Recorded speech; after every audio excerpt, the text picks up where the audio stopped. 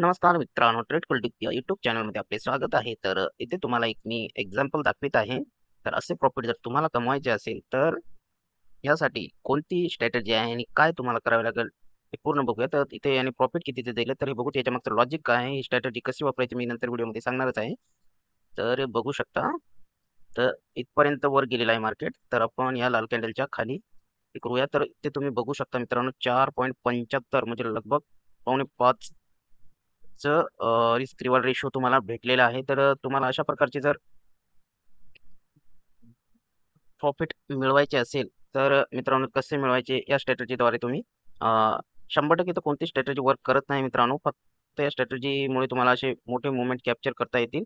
त्यासाठी तुम्हाला काय करायचं आहे, तर चला मी थोडं सिंपल तुम्हाला मित्रांनो इथे बघू शकता. तर याचे रूल्स काय काय असणार आहे. तर नंबर 1 रूल्स याचा राहणार आहे की तुम्हाला यासाठी लगभग जवळपास व्हॅल्यूम इंडिकेटर, त्याच्यानंतर व्हीवॅप इंडिकेटर आणि 9 EMA असे 3 इंडिकेटर लागणार आहेत. तर इथे तुम्हाला 3 इंडिकेटर लागणार आहेत. तर थोडीशी माझी ड्रॉइंग कच्ची आहे, तर सोडून द्या त्याचा विषय. तर 3 इंडिकेटर लागणार आहेत. एक नंबरचा आहे व्हॅल्यूम, नंबर 2 ला व्हीवॅप. पेन आणि वही घेऊन मित्रांनो याचं तुम्ही लिहून ठेवू शकता. आणि नंबर 3 ला आहे EMA, 9 EMA लागणार आहे. सिंपल अशी स्ट्रॅटेजी होणार आहे मित्रांनो. तर यासाठी काही तुम्हाला करायची गरज नाही. तर चला, तर मी तुम्हाला सांगतो की कशा प्रकारचे काय राहणार आहे.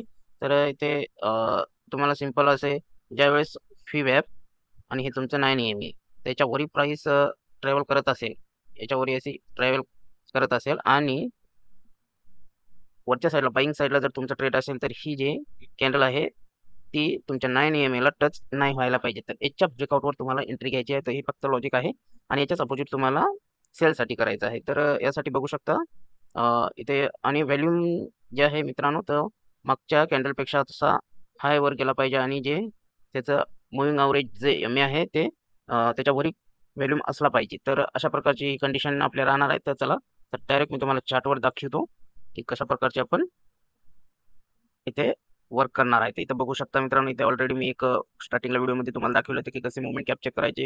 याच्यात बोनस टिप पण मी तुम्हाला सांगणार आहे की ज्यामुळे असे मोमेंट तुम्ही कॅच करू शकता आणि कमीत कमी लॉसमध्ये प्रॉफिट मध्ये राहू शकता. तर यासाठी व्हिडिओला शेवटपर्यंत बघू शकता. तर बघा, तर इथे बघू शकता कंडिशन काय आहे आपली. तर इथे व्हीवॅप तुम्हाला दिसत आहे. व्हीवॅपच्या वर आपली प्राइस वर मुवमेंट करत आहे. त्यानंतर 9 EMA वर पण प्राइस वर करत मित्रांनो थांबा. इथे बघू शकता 3 इंडिकेटर इथे आहे. 9 EMA, व्हॅल्यूम 20, व्हीवॅप. व्हिडिओ लांब होईल म्हणून मी लगेच लावून घेतलेले होते. तुम्ही या प्रकारे हे सर्व लावून घ्या. याच्या सेटिंगमध्ये काही तुम्हाला छेडछाड करायची नाही. फक्त व्हॅल्यूमच्या सेटिंगमध्ये जाऊन तुम्हाला जे व्हॅल्यूम EMA आहे याला ऑन करायचं आहे. बाकी तुम्हाला दुसरं काहीही करायचं नाही. तर इथे बघू शकता, तर आपली कंडिशन मीट होत आहे का. तर इथे बघू शकता,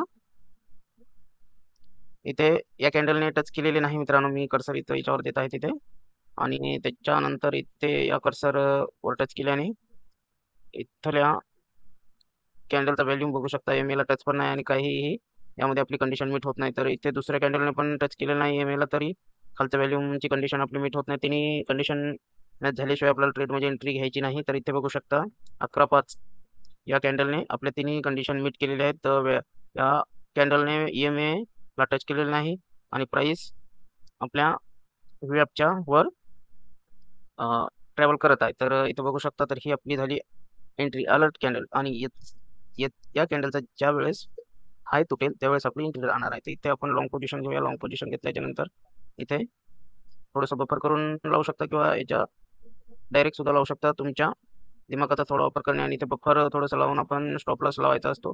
आणि सर्वात मोठा जो बोनस पॉईंट आहे मित्रांनो या व्हिडिओमध्ये, तुम्हाला असे मोमेंट प्रत्येक वेळेस मिळणारच असंही नसते आणि प्रत्येक वेळेस ही स्ट्रॅटेजी काम करेल असे नसते. ट्रेडिंगमध्ये कोणतीही स्ट्रॅटेजी 100% वर्क करत नाही. ते तुम्हाला यामध्ये ट्रेलिंग स्टॉप लॉस यूज करायचा आहे मित्रांनो. तर काय करायचं बघू शकता. इथे तुमचा ट्रेड एक्झिक्यूट झाल्याच्या नंतर तुम्हाला असे स्टॉप लॉस ट्रेल करायचं आहे. तुमच्या कंडिशनच्या अनुसार तुम्ही बरेचसे स्टॉप लॉस ट्रेलिंगच्या आयडियाचे व्हिडिओ युट्यूबवर पाहू शकता. मला कमेंट केली तर मी पण तुम्हाला स्टॉप लॉस ट्रेलिंग कसे करायचे यावर माहिती सांगू शकतो. तर इथे बघू शकता, इथे थोडंसं रिजेक्शन कमी वाटत होतं. तर इथं खूप मोठी कॅन्डल दिली, तर या कॅन्डलचा जसाही क्लोज होईल तर इथे आपण बफरमध्ये इथे स्टॉप लॉस लावायचा. त्याच्यानंतर अशा प्रकारे इथपर्यंत आपण बफरमध्ये लावल्याच्या नंतर इथे आपला स्टॉप लॉस हिट झालेला आहे. तर आपला लगभग 5 ते 6 5चा रिस्क रिवॉर्ड रेशो 6चा रिवॉर्ड रेशो पाहायला भेटत आहे मित्रांनो. तर अशा प्रकारे याच्याच उलट तुम्हाला सेलिंगमध्ये सुद्धा करायचं आहे. व्हिडिओ लांब होईल म्हणून मी सेलिंगचं तुम्हाला दाखवत नाही, पण याचाच अपोजिट तुम्हाला याचा वापर करायचा आहे. तर ट्रेडिंग स्टॉप लॉस करत राहायचा मित्रांनो. त्यामुळे तुमचे कमीत कमी छोटा लॉस होईल आणि मोठे मोमेंट तुम्ही कॅच करू शकाल मित्रांनो. आणि काही प्रश्न असतील तर तुम्ही कॉमेंट करू शकता.